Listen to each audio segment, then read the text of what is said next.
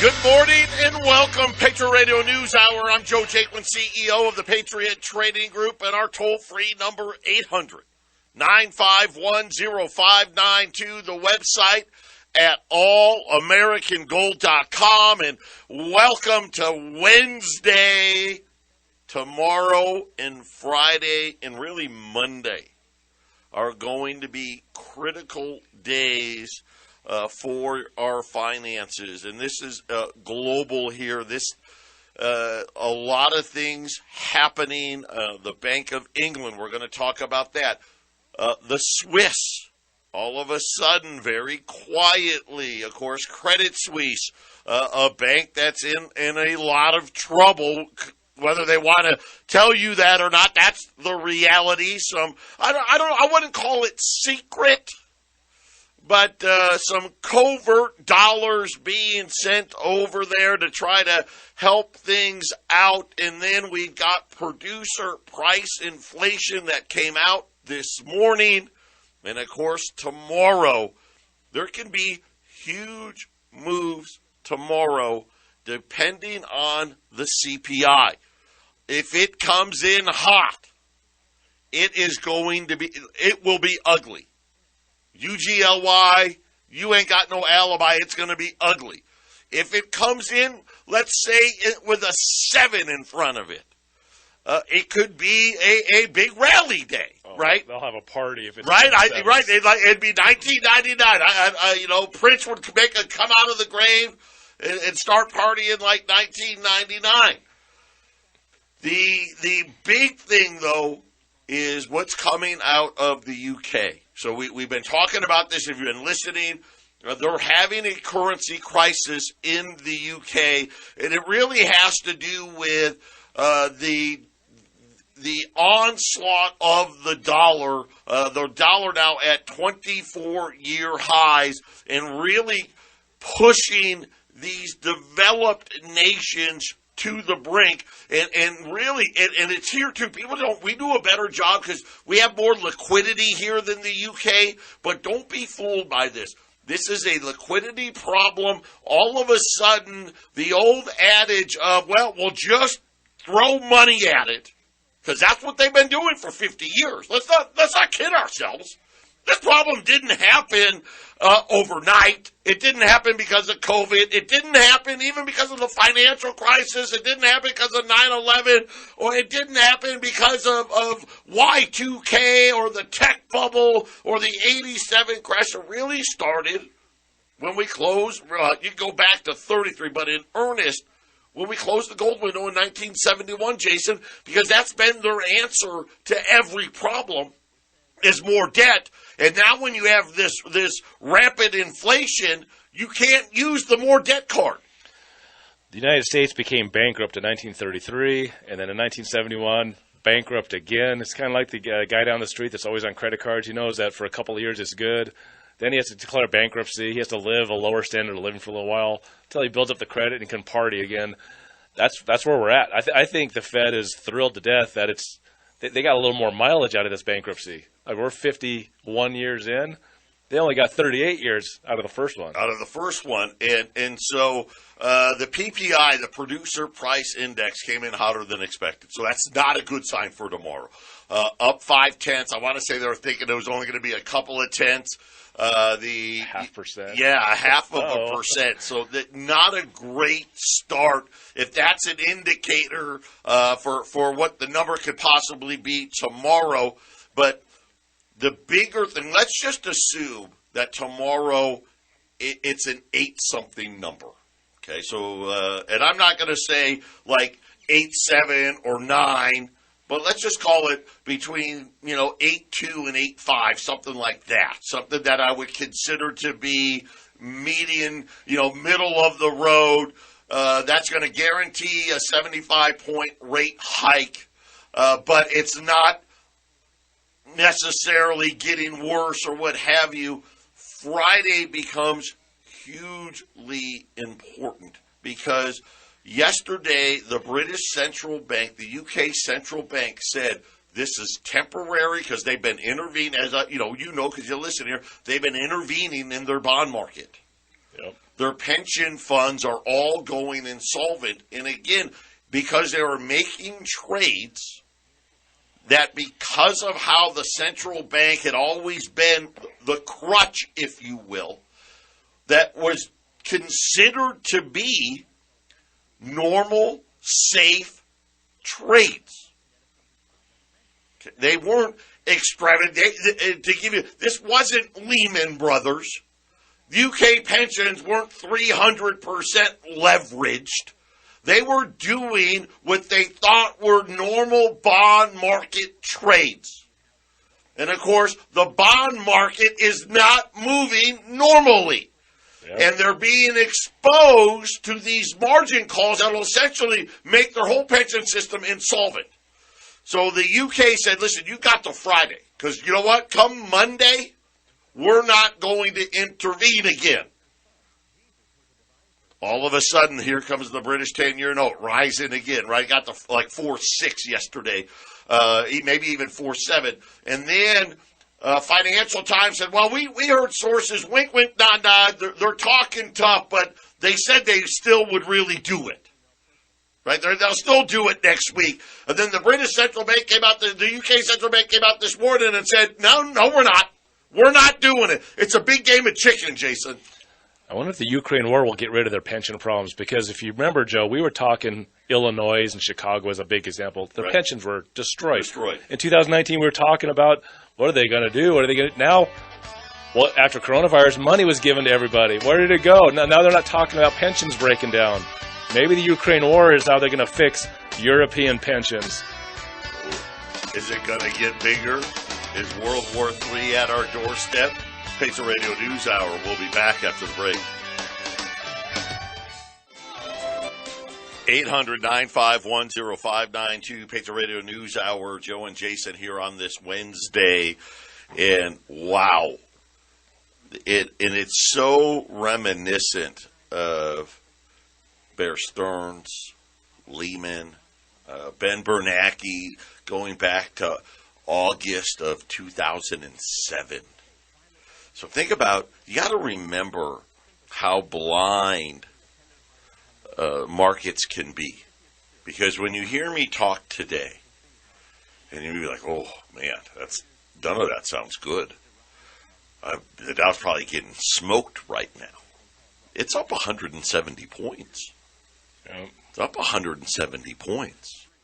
Because I would liken it to them being the internal optimists, right? Somehow, right? Hey, we got lemons. We're making lemonade, and it's going to be the best lemonade in the entire world. But now, I know the lemons are rotten, and there's maggots, and the rats are eating them. But somehow we're going to end up with lemonade, right?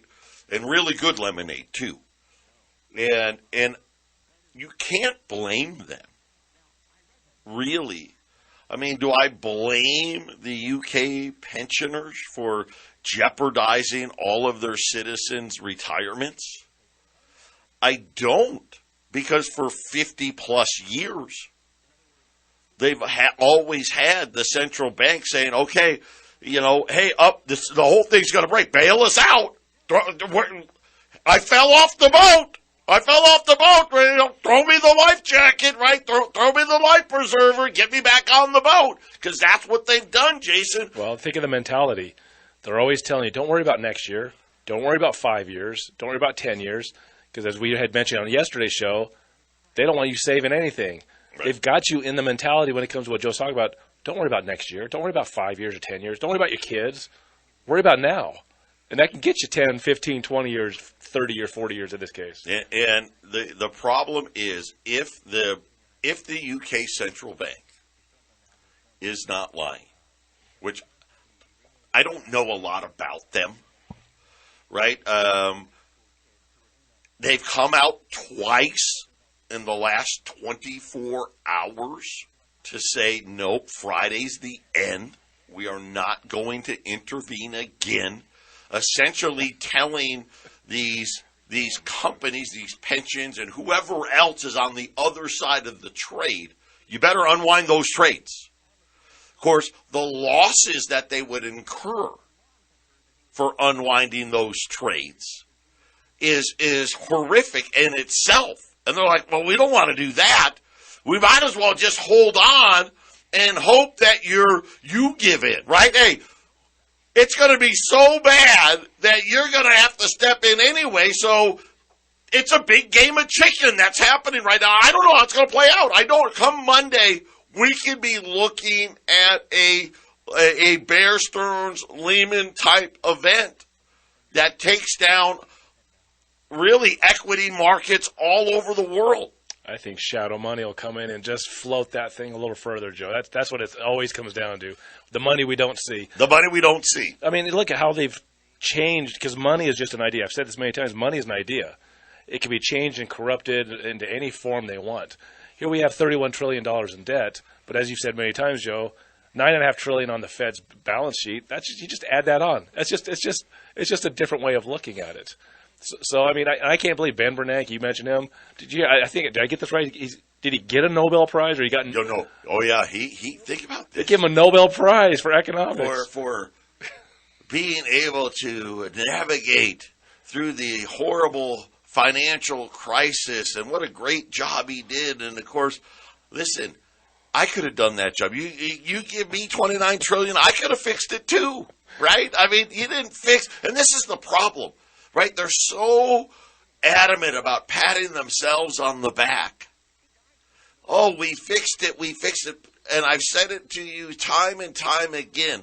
All the same problems that existed then are still here today. And the problem that they don't get, so here's the big problem, is what's happening in the UK right now. In 2008, that still would have been a safe play. But you see, as they add the money, and they keep adding the money and adding the money and adding the money, and Jason and I have been on it, right? As soon as it took 12 years to find out, because the Fed went to the Supreme Court, the amount of money they added, now all of a sudden, these trades that weren't even, right, we could understand Lehman. I could, right? They were taking big bets. They were going for big money. Big money, no whammies, right? We're out there. Bear Stearns, same thing. Hey, well, they weren't as bad as Lehman, but they were out there. Now, guess what, guys? Here, I got bad news for you. It's so bad now that you don't have to be that far out there to cause the problems now. And this is really something that I think a lot of people are trying to sweep under the rug. As an example, we found out that the U.S. Federal Reserve was opening swap lines with the Swiss bank or the Swiss Central Bank because there was a major dollar shortage. And, of course, they don't name who it was, but I think we pretty much know, right? Credit Suisse needed an injection. And think about this, because the size of it was only $3.1 billion. And I say only. These banks, they can't suffer billion-dollar losses. Right. This was a case of, hey, if you don't send us $3.1 billion right now, we're going to have a problem at Credit Suisse. And not the problem that we've been having for the last 2 weeks. This is, hey, they're going to go and be on the verge. Their credit default swaps are going to blow out, and we're going to be on the verge of a problem. This is what I'm saying. Now, the reason for these problems is we keep raising rates. Yep. And now we're talking about tomorrow's, what is the number going to be? Articles are breaking out. Everyone's making their guesses. 8.2 is the number I'm seeing the most, which would put it pretty much right where it's been, which means another 75 basis points on the 20th. So what's today? The 12th? So next Wednesday? Next Wednesday, maybe it's the 19th, whatever it is. Next Wednesday, we're going to get 75 more basis points, which means, guess what?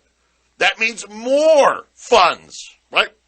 I don't know which ones. If you're listening to Joe and you're having trouble following when he talked about Credit Suisse, think of it as basic science class where you talk about the web of life. You have all these animals and species. Just pretend that in the web of economics you have Credit Suisse. It's not a problem if they go down for a lot of the companies, but it is, because when they go down, all of their interconnections with all these other banks and all these other corporations, they get hurt. And if Credit Suisse gets hurt bad enough and it takes out the next guy, well, if that guy can't handle his losses, it takes out the next guy, and this is why there's so much panic. Right. It just dominoes, just falling all over the place. Here's another a good way of looking at this. Just pretend that you're on a street, and let's just say there's 20 houses, okay, and all of you are selling your house, all 20, okay, and all of you are banding together. Right? Everyone, we're all going to sell for $1 million. Just keep it simple, $1 million. Well, all of a sudden, one of your neighbors is having trouble. Man, a couple of things went wrong. You know, I bet on, I bet on the Cardinals to win, and I parlayed that with the Broncos winning, and they both lost, and now I can't make my mortgage payment. Right? I made some bets. It didn't work out. I got some stuff I got to pay. I'm going to lower the price of my home. Or even worse, I found a huge crack in my foundation. Right? It's not worth $1 million, guys. And all of a sudden, right, either way, right, something to that effect. He lowers it to, I don't know, $900,000. That's 10%. Yep. But I got to get the money. And it sells for $900,000. Okay, so this is what's happening in the UK right now with their pension systems. This is what's happening to Credit Suisse right now. I think this is also happening in Italy right now because their bond market's going nuts. And in Joe's analogy, the housing market of those 20 houses just lost $2 million. And $2 million just disappeared in that market. Let's go back to that now. So now the UK pension systems have been told, hey, take your losses, and you've got till Friday to do it. Well, if they do it, in other words, they fire sale some of these debts that they hold, and they get 90 cents on the dollar for them. Here's the problem. Same thing with Credit Suisse. If they do the same, here's the problem. Now all the other institutions that own similar debt that the UK pension system just sold or Credit Suisse had to sell, now all of a sudden they're like, oh, wait, that's worth 10%, just 10% now. I'm not talking 50, I'm talking 10. All of a sudden, all of that portfolio that is sitting at J.P. Morgan or Bank of America or Barclays or whatever bank, Deutsche Bank, whatever it is, some Illinois pension fund, CalPERS, whatever it may be. Now they have to declare, Yep. wait a minute, this part of my portfolio is now worth 10% less. And for a lot of these institutions, 10% less means billions. Yep. Billions, and they can't, and which essentially would make them on the verge of insolvency. So, Joe, then how does a bank get these institutions to accept 10%? This is where the fake emergencies come in. Hey, these middle-range rich guys, we're the top of the pyramid, but these middle-range rich guys, they don't want to take the losses. What do? We got to make the war bigger in Ukraine, and suddenly it's like, well, you know what? 10%. We got bigger things to worry about. There's a war going on. There's a pandemic going on. Everyone's going to lose a lot more if you don't do this. You're going to lose a lot more because who knows where this is headed, right, Joe? This is why I worry about these emergencies that pop up at these crucial times, like in 2019 and the repo market, Joe. And suddenly dropped the rates down to zero, and then coronavirus came in, and they printed 40% of our money was all made in 2020. We're sitting here in October, and it may be November, but we are on the precipice. There's no doubt in my mind. I don't know what day it could be. It could be tomorrow. I have no idea what that inflation number is going to be. If it's above 8.5, it's going to be a problem. Yep. It's going to be a huge problem if the Bank of England is serious. And I don't know why we it's one thing when they said it, then the Financial Times says, well, we talked to people, and they're like, hey, we don't really mean it. We're just saying that, but we're not going to do it. Then they come back out and say, hey, listen, what the Financial Times said, we're doing it. Yep. That would be a horrible day. And again, the problem is once it starts, what other cracks show up? That's what we don't know. Right. Right? It starts here, but then, it's like that glass. It starts cracking on your windshield, and then it starts spreading and spreading and spreading and spreading and spreading. That's what this is, like a super spreader. Yep. That CPI tomorrow and the rate hike following is going to do a lot of panicking to these. I kind of agree with Joe. I think 8.3 to about 8.8. I think we have a 75 basis point. But if I think 8.9 or 9 or higher, I think they actually talk about a full point. It has to be below 8.3 before I think if they get to the sevens, Joe, I think they do a half point. If they got into the sevens, they just do a half point. They may still do 3/4, but Wall Street would talk about half point, which would be enough, right? Yep. Patriot Radio News Hour. Isn't it wonderful? We'll be back. 800-951-0592, Patriot Radio News Hour. Gold rallied yesterday after we got off the air. Right now, and Jason, do you have the gold price up? I don't. Yes, I do. Depending on where you're looking, I got 1669 up 1670 on gold. Yeah, 1670 right now. Yesterday we were running $20 gold pieces at 2,075, and gold's been up since then. But I'm going to leave it there for one more day. I got to tell you about Pepsi. So Pepsi came out with earnings today, and it was good. They had said, hey, you know what? Sales were up almost 9%. And as you went through their earnings report, Pepsi announced that the average price for its products rose 17% to get a 9% gain in sales. 17%. And the reason why is Joe talking like that? Well, first of all, nobody can buy things cheaper than Pepsi. Right? They're huge. So they get the best price possible for everything.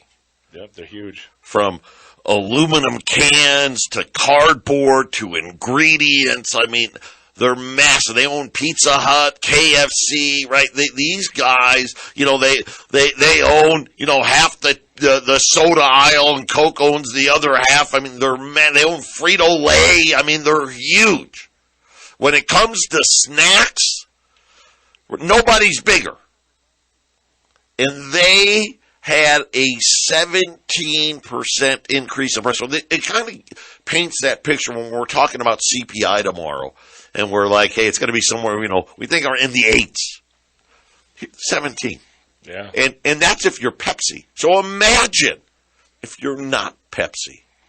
Yep. Hey, I'm the local beer brewer here in Colorado. I got a little beer brewing place, and I just order, the amount of cans I order in a year would last Pepsi about 4 hours, right? You know what I'm saying? Think about what his price is up, because I guarantee you it's a lot more than 17%. Yeah, it's just he's down line. He's down line in the chain, so of course he has to pay a little more. That's how it works. And so this just, again, I think a lot of people, myself included, this number is not going to be, at least I don't think it's going to be low enough. I still say the risk is to the upside, right, Jay? If we're going to miss, it would be much worse missing because inflation came in even hot. If it's hotter than last month, it's going to be a problem. Yeah, I just think it's going to be, but I wouldn't be surprised if it's flat. 8.5, 8.4, 8.3, 8.6. But I just got this little itch. It just seems like if we're going to get this number tomorrow, it's going to be like 9, 9.1, 8.9, Joe. And what is everyone going to do then? You know, what are they going to do with that number? That has to be 75 basis points. I swear if it gets in higher, Joe, they're going to be talking a full percent. News breaking in France. France has been under huge refinery pressure. They're having, I want to say, a massive strike at their refiners. They're a third of their gas stations were without gasoline.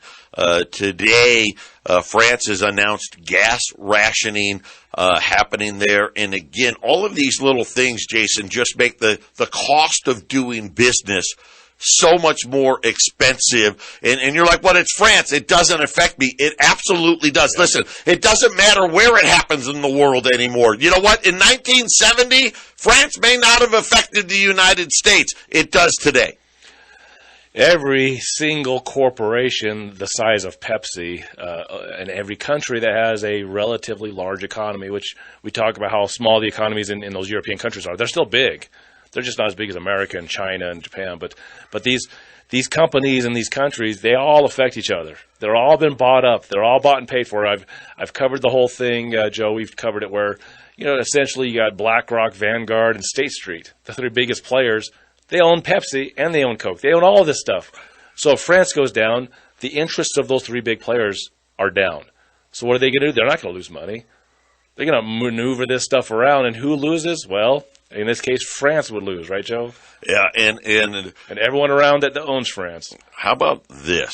This is a report. This came out, I want to say, Morgan Stanley. Morgan Stanley, this was 2 days ago, came out and said that an astounding 62% of employees that were enrolled in 401ks, 62% needed to reduce their contributions to their savings, with nearly a third of them already reducing or eliminating their 401ks. So, again, now why is that important? That's another big group of people that buy equities, that 401k money. If all of a sudden, already 31%, according to Morgan Stanley, 31% of people in 401ks have reduced or eliminated how much they're putting into their 401ks. And then they said, oh, by the way, there's another 31% that are getting ready to. Right. Can you imagine if Walmart, the employees at Walmart, they buy Walmart stock. That's a part of their future savings, or their hey, this is the way I'm going to retire from Walmart. And it's going to be years of this Walmart stock. It's going to be worth a ton of money. Well, if the people, like Joe says, they stop buying it, they stop the stock buybacks. Can you imagine if the stock buybacks just stopped, Joe? And then people that have 401ks just stop feeding money into there all at the same time. Then instead of small and mid-cap stocks falling apart, then you'd have the emergency, the nightmare that we're all talking about, which is a huge market crash. Think about it, Joe.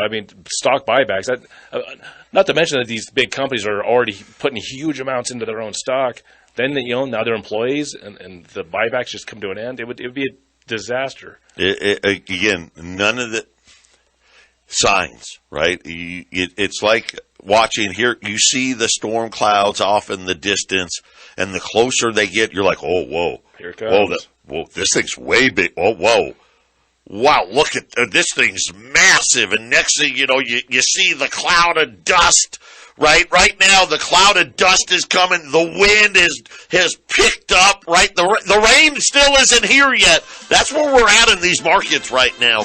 When we get back, Chicago Fed President Charles Evans, not going to believe what this guy had to say about your job. That's coming up next. 800-951-0592. I highly advise, that it just the bump music there. One more silver dollar. If you're looking for silver, you may want to do it today. That's how limited supply is. I have no idea I don't see a good solution here. I truly don't. And that's the hard part. And, of course, this is something that Jason and I have talked about for a long time. The easy answers are gone. Because the easy answer was just throw more debt. Right? That was the easy thing to do. And now they've reached that point where more debt now is counterintuitive. Right? Because it creates more inflation. And I told you, there's only one way out of this. Demand destruction at a scale that most people are not accustomed to seeing. And that's where we're headed.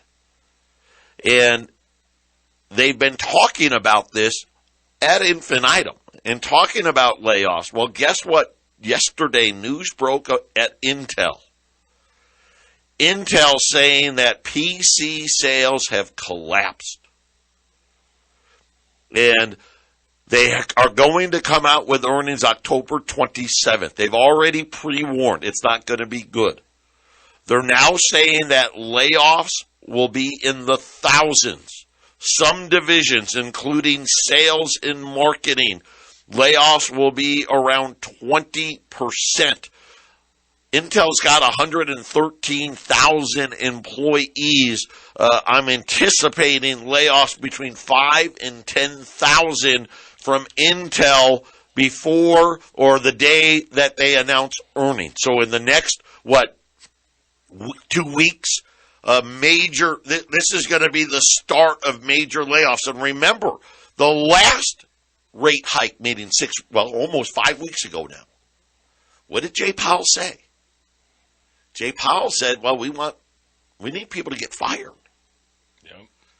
Charles Evans, the St. Louis Federal Reserve president, took a extremely hawkish tone on CNBC. So these Fed guys, now they're TV stars, right? They're TV stars. They love being on TV. They've suddenly become very important. Yes, and made the case that aggressive rate hikes are still needed. And I apologize. We're not having a meeting next Wednesday. That was we're still a couple weeks. I want to say it's October 1st. So I apologize for that bad information. November 1st. November 1st. Thank you. November 1st. So we still got a couple weeks. So I know I said it's next Wednesday. It's actually a couple more Wednesdays. But listen to what he said. He said that he fully expects another 3/4 of a point. And he said if unemployment goes up, that's unfortunate. If it goes up a lot, that's really very difficult. But price stability will make the future better.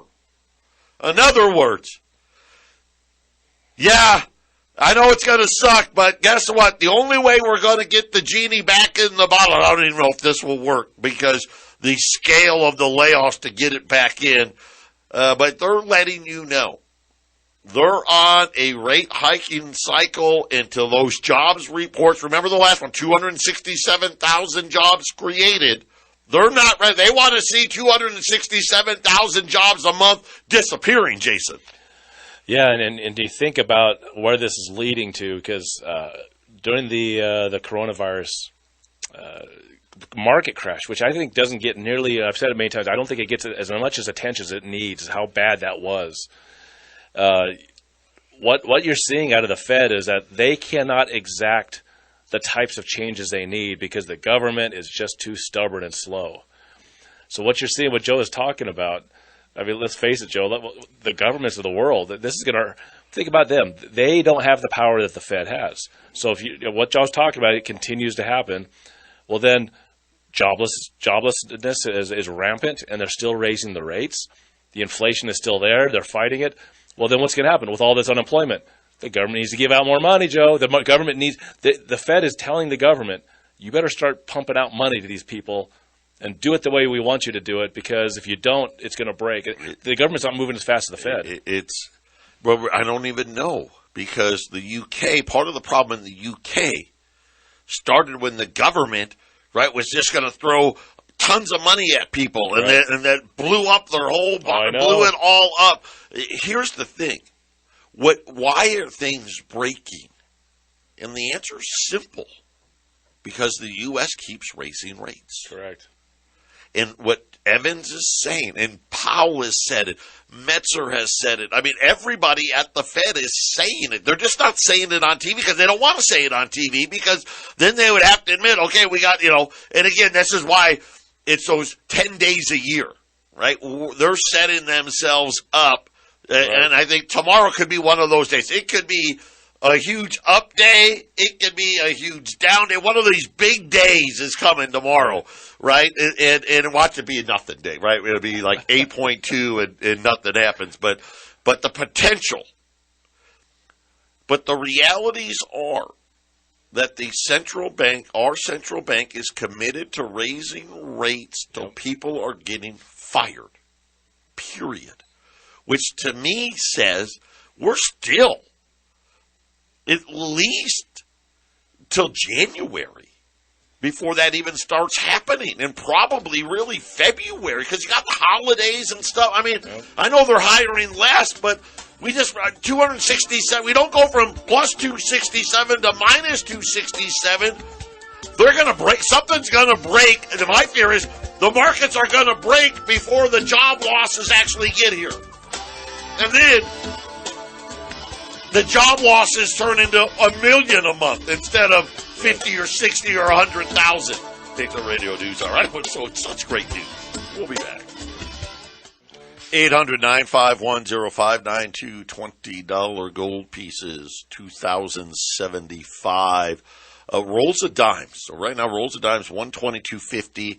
We're going to put them on sale, $120 a roll on rolls of dimes today. And again, I'll just let you know, silver inventories are extremely limited, and we're coming up towards the end of the year. So we're coming up here, we know right around that Thanksgiving time frame, the mint stops minting and gets ready for the following year, which means that whatever amount of silver eagles are out there disappears, which then puts pressure on whatever silver is still remaining out there. So if you want to put some silver away, rolls of silver dimes at 120, and I'll get that up on the website here in a few minutes. The $20 gold piece is at 2,075. They're already on the website as well. So if you don't want to call the 800 number, you can go to allamericangold.com and hit the shopping cart and place your orders there, Jason.